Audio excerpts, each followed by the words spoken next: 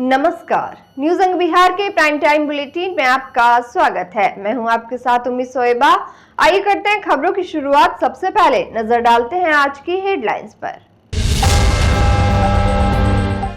भागलपुर में 1 से 4 अक्टूबर के बीच हो सकती है भारी बारिश, मौसम विभाग ने जारी किया अलर्ट।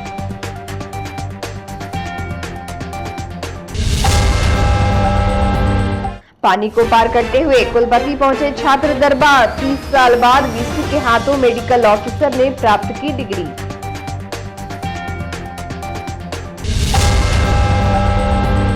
चोर को पकड़ने के लिए महिला ने दिखाई साहस, घर का दरवाजा लॉक कर पड़ोसियों को बुलाया।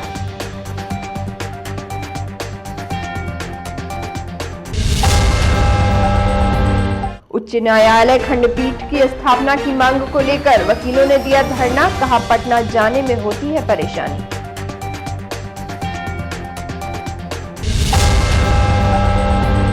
और जश्न ईद मिलादुन नबी में नामचीन उलेमाओं ने की शिरकत।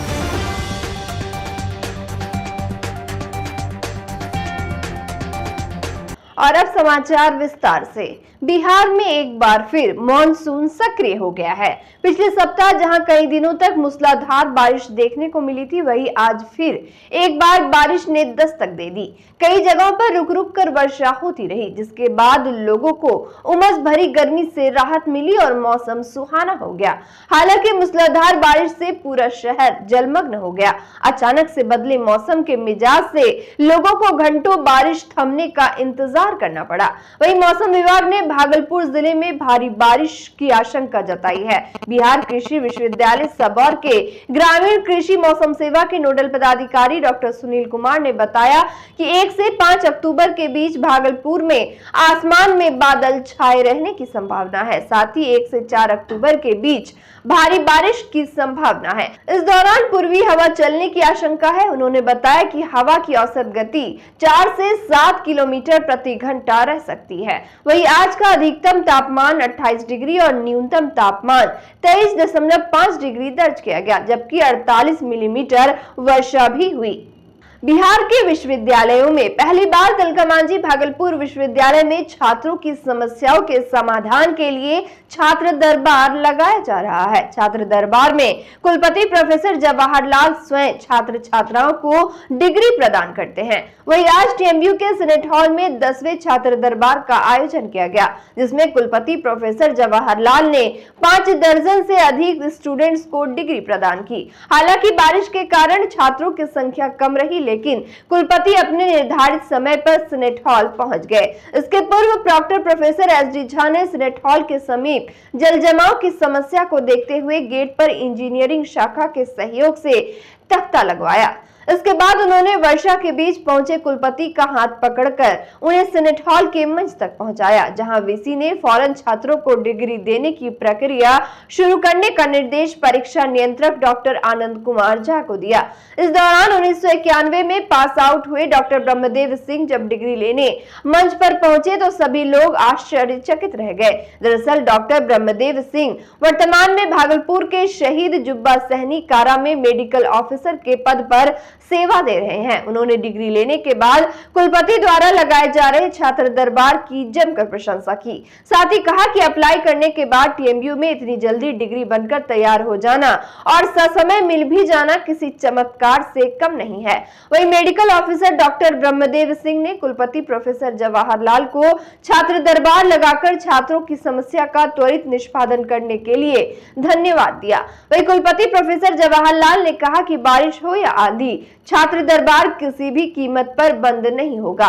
यहां आने वाले सभी मामलों का निराकरण समय पर किया जाएगा। वही छात्र दरबार के दौरान परीक्षा नियंत्रक डॉक्टर आनंद कुमार झा ने पहले छात्र दरबार से लेकर 9वें छात्र दरबार में डिग्री नहीं प्राप्त करने वाले छात्र छात्राओं का नाम भी पुकारा।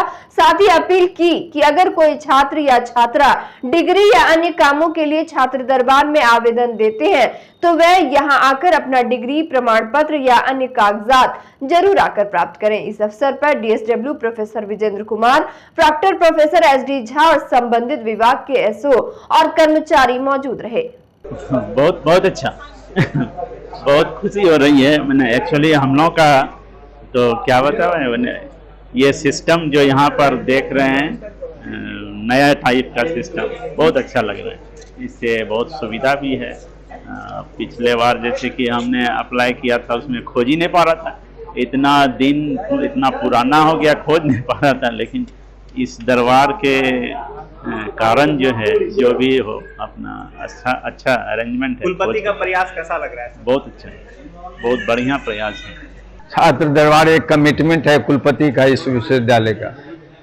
मैं जब हूँ तो छात्र दरबार पानी हो वर्षा हो लगेगा और सभी छात्र आए और अपनी अपनी डिग्री लेकर गए। आप लोगों ने देखा जो बरसात के कारण नहीं आए होंगे तो उनको अगले बार दे दिए जाए। हाँ, ये तो बहुत ही अद्भुत लोगों का विश्वास जगह है। अभी डॉक्टर साहब आए थे जवाहरलाल नेहरू कॉलेज के, उनकी पुत्री यहाँ से ले गई थी डिग्री। उन्हीं से यह पता चला कि छात्र दरबार में डिग्री मिल रही है, तो उन्होंने कहा कि हमारी भी डिग्री क्यों नहीं मिल जाए, तो आज उनको भी डिग्री दे दिया गया। सीनेट हॉल के बाहर सर बरसों से पानी जमा हुआ, पानी जल जमाव की समस्या है, क्या कहेंगे?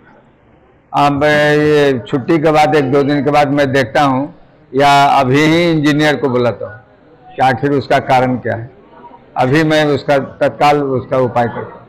भागलपुर के जगदीशपुर थाना क्षेत्र अंतर्गत योगीवीर गांव में एक चोर को घर में घुसकर चोरी करते हुए रंगे हाथों पकड़ लिया गया।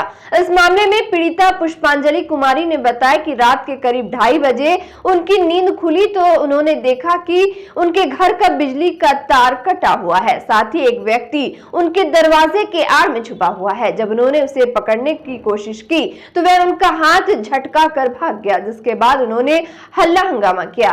वही पड़ोसियों जब दरवाजा खोल के देखा तो पलंग के नीचे एक युवक छिपा हुआ था, जिसकी पहचान गांव के ही भुवनेश्वर महतो का पुत्र विक्की कुमार था। साथ ही पीड़िता ने बताया कि एक दूसरे चोर ने उनके बक्से का कब्जा तोड़कर उसमें रखे 18,000 रुपए नगद और कई जेवरात लेकर गायब हो गया। वही सुबह होते ही काफी संख्या में ग्रामीण इकट्ठा हो गए और पकड़ाए चोर को पकड़कर बिजली के खंभे से बांध दिया। साथ ही इसकी सूचना जगदीशपुर पुलिस को दी, जिसके बाद पुलिस ने मौके पर पहुंचकर चोर को अपने कब्जे में लेकर थाना ले आई। पुलिस द्वारा पीड़िता के आवेदन पर मामला दर्ज कर लिया गया है और दूसरे चोर का पता किया जा रहा है। क्या हुआ आपके यहाँ? 18,000 रुपया रखे थे और जेवर उबर सब था। ये कब की घटना? लगभग 3 बजता होगा। 3 बजे कैसे पकड़े चोर को? जब बुनी बरस रहा था ना, चूल्हा बाहर गए थे हम घर करने के लिए, उसके बाद आए तो देखे बक्सा के पास था। जब बोले तो वो पलंग के अंदर घुस गया। तो पहचानता है कहाँ का है? मेरा बगल का। भागलपुर में उच्च न्यायालय खंडपीठ की स्थापना को लेकर वर्षों से आंदोलन चल रहा है। इसको लेकर आज भागलपुर व्यवहार न्यायालय गेट के सामने अधिवक्ताओं ने 1 दिवसीय धरना दिया। वही अधिवक्ताओं का कहना है कि राज्य सरकार के द्वारा अभी तक इस पर कोई कार्रवाई नहीं की गई है, जबकि प्रधानमंत्री कार्यालय से लगातार इन लोगों को सूचना मिल रही है कि राज्य सरकार के पत्र भेजने के बाद प्रधानमंत्री कार्यालय आगे की कार्रवाई करेगा। लेकिन इतने वर्षों से प्रदर्शन और आवेदन देने के बाद भी राज्य सरकार इस पर ध्यान नहीं दे रही है। वही भागलपुर में उच्च न्यायालय खंडपीठ स्थापना नहीं होने के कारण आम लोगों को काफी परेशानी का सामना करना पड़ता है। अधिवक्ताओं ने बताया कि अगर यहां पर खंडपीठ की स्थापना हो जाएगी तो लोगों को न्याय के लिए उच्च न्यायालय के चक्कर नहीं काटने होंगे। वही लोगों का कहना है कि अगर जल्द मांग पूरी नहीं की जाती है तो इसके लिए आगे भी आंदोलन किया जाएगा। हम लोगों का मांग है कि भागलपुर प्रमंडल जो कि भागलपुर जिला जो कि बिहार का बहुत ही पौराणिक जिला है, अंगनगरी, यहाँ से 10 से ज़्यादा जिला निकल करके अलग अलग जिला बना है। तो एक समय भागलपुर की महत्ता को देखते हुए यहाँ पे उच्च न्यायालय पटना के खंडपीठ की स्थापना की जानी चाहिए ताकि लोगों को सुलभ और त्वरित न्याय मिल सके। बिहार में लंबित मामलों की सूची बड़ी लंबी है। न्यायपालिका लंबित मामलों से परेशान है, लोगों को न्याय नहीं मिल पाता समय पे। छोटे मामलों को लेकर के उच्च न्यायालय के धक्के खाने पड़ते हैं, आम जनता परेशान है। इस परेशानी को दूर करने के लिए भागलपुर के अधिवक्ता गणों ने 2000 ईस्वी से ही इस लड़ाई को जारी रखा है और इसमें काफ़ी प्रगति हुई है। हाल फिलहाल के दिनों में 23/5/2023 को प्रधानमंत्री कार्यालय भारत सरकार से हम लोगों को मेल प्राप्त हुआ है, जिसमें कि प्रधानमंत्री कार्यालय में इस आवेदन की स्वीकृति बताई गई है और कोई मामला लंबित नहीं है। उन्होंने बिहार सरकार पर यह लायबिलिटी डाली है कि वह इस संदर्भ में उचित आय व्यय का लेखा के साथ इसके मूलभूत जरूरतों से संबंधित एक पूर्ण प्रस्ताव केंद्र सरकार को दिल्ली को भेजें ताकि उस पर से काम हो सके। अभी हम लोगों का ये मामला एडमिन जज सुप्रीम कोर्ट में लंबित है, जो कि 2022 से लंबित है। उसके लिए त्वरित कार्रवाई के लिए हम लोग यह धरना पिछले 1 वर्ष से हर महीने के अंतिम शनिवार को देते आ रहे हैं। और वक्त हो चला एक छोटे से ब्रेक का, मिलते हैं ब्रेक के बाद। बच्चा जब जन्म लेता है तो कई बार बच्चा तुरंत नहीं रोता है, रोने में देर हो जाता है। ऐसे में बच्चा क्षतिग्रस्त हो जाता है और उसके बचने की संभावना कम हो जाती है, और यदि बचा तो भविष्य में उसमें विकलांगता की समस्या आती है, जिसे सीपी कहते हैं, जिसका कोई माकूल इलाज नहीं है और ज़िंदगी भर बच्चा विकलांगता से जूझ सकता है। ऐसे में पूरे संसार में कूलिंग थेरेपी का सहारा लिया जाता है।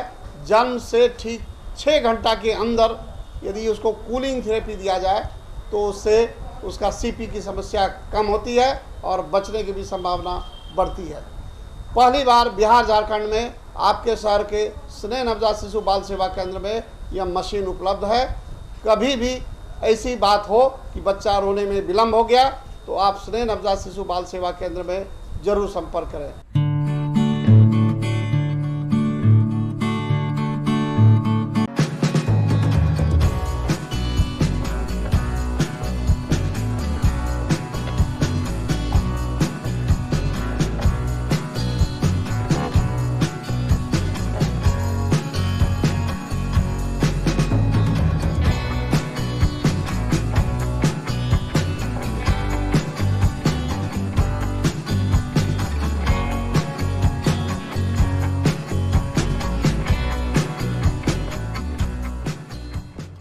ब्रेक के बाद फिर से आपका स्वागत है। बढ़ते अगली खबर की ओर। भागलपुर के हबीबपुर नौजवान कमेटी के द्वारा ईद मिलादुन नबी कॉन्फ्रेंस का आयोजन किया गया। इस कॉन्फ्रेंस में हिंदुस्तान के नामचीन शायर इस्लाम और उलेमाओं ने शिरकत की और अपने अपने कलाम से लोगों का दिल जीत लिया। वहीं मौलाना सैयद शहनवाज आलम फराज वारसी ने अपने तकरीर में प्यारे पैगंबर मोहम्मद साहब की जीवनी पर रोशनी डाली। उन्होंने कहा कि हमें उनके जीवन से सीख लेने की जरूरत है, तभी हम बेहतर इंसान बन सकते हैं। साथ ही शायर इस्लाम अख्तर परवाज हबीबी, इश्तियाक रहबर, फैजान सरवर, मोनिरुद्दीन कारी, काजिम रजा रहमानी एवं मिराज वारसी भागलपुरी ने अपने नातिया कलाम से समा बांध दिया। रात भर चले कार्यक्रम में लोगों ने जमकर लुत्फ उठाया। कार्यक्रम को सफल बनाने के लिए नौजवान कमेटी के मोहम्मद रिंकू, मोहम्मद आरिफ, मोहम्मद सैफ, मोहम्मद सोनू, मोहम्मद मिस्टर एवं कई कार्यकर्ताओं ने जमकर मेहनत किया। इस कॉन्फ्रेंस में काफी संख्या में लोग उपस्थित रहे।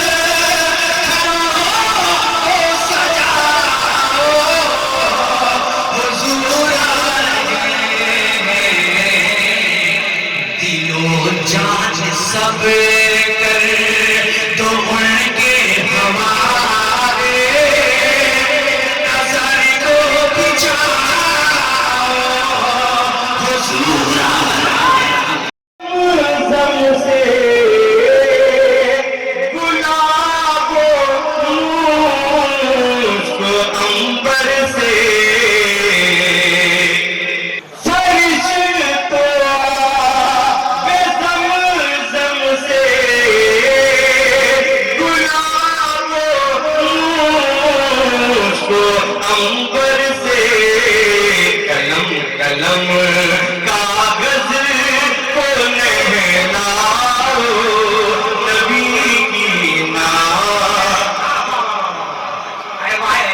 भागलपुर के कहलगांव थाना क्षेत्र अंतर्गत पूरब टोला में बीती रात राम बचन यादव का पुत्र सुरेंद्र यादव की अज्ञात अपराधियों ने गोली मारकर हत्या कर दी। घटना के बाद परिजनों ने आनन फानन में घायल को नजदीकी अस्पताल ले गए, लेकिन वहां चिकित्सकों ने उसे मृत घोषित कर दिया, जिसके बाद मामले की सूचना परिजनों ने कहलगांव थाने को दी। वही एफएसएल की टीम घटनास्थल पर पहुंचकर जांच में जुट गई। साथ ही पुलिस ने शव को अपने कब्जे में लेकर पोस्टमार्टम के लिए भेज दिया। पुलिस द्वारा अग्रतर कार्रवाई के लिए तकनीकी सहायता ली जा रही है, साथ ही अन्य बिंदुओं पर अनुसंधान किया जा रहा है। घटना रात के करीब 11 बजे की है। इसको लेकर मृतक के साला ने बताया कि उसके जीजा के घर पर 2 युवक आए और जैसे ही उसने दरवाजा खोला, उन्हें अज्ञात अपराधियों ने लगातार 2 गोली मारी, जिससे वह वहीं पर गिर गए। भागलपुर के जगदीशपुर मध्य विद्यालय में विभागीय आदेश अनुसार वर्ग 4 और 5 के नामांकित बच्चों के अभिभावकों के साथ अभिभावक शिक्षक संगोष्ठी आयोजित किया गया। संगोष्ठी का शुभारंभ विद्यालय शिक्षा समिति के सचिव पिंकी देवी, शिक्षिका बिंदु कुमारी, मुरली कुमार मंडल एवं अभिभावक नित्यानंद पोद्दार ने संयुक्त रूप से दीप प्रज्वलित कर किया। इस अवसर पर प्रधान अध्यापक आशुतोष चंद्र मिश्र ने सभी अभिभावक का आभार व्यक्त करते हुए कहा कि इस प्रतिकूल परिस्थिति में आप सभी की उपस्थिति विद्यालय के प्रति आप सभी के विश्वास को दिखाता है। संगोष्ठी की पूरी तैयारी बाल सांसद एवं यूथ क्लब के सदस्य तन्नू, खुशी, अंजलि, रिमझिम, तमन्ना, ठाकुर प्रसाद, जानवी, विद्या, प्रिया, लकी के द्वारा किया गया था। बताया गया कि शिक्षक दिवस, साक्षरता दिवस एवं पोषण माह के साथ स्वच्छता विषय पर संगोष्ठी आयोजित किया गया। कार्यक्रम में शिक्षक अविनाश, सरोज, कल्पना, कौशल्या, नवल, नीरज सहित सैकड़ों अभिभावक उपस्थित रहे। और अंत में चलते चलते फिर से नजर डालते हैं आज की हेडलाइंस पर। भागलपुर में 1 से 4 अक्टूबर के बीच हो सकती है भारी बारिश, मौसम विभाग ने जारी किया अलर्ट।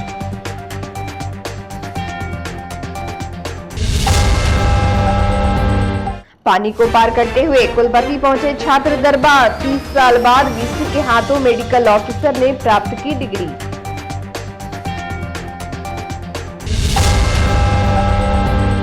चोर को पकड़ने के लिए महिला ने दिखाई साहस, घर का दरवाजा लॉक कर पड़ोसियों को बुलाया।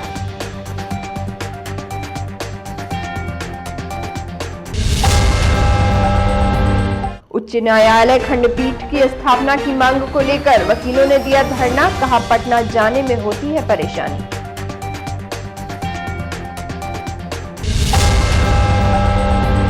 और जश्न ईद मिलादुन नबी में नामचीन उलेमाओं ने की शिरकत।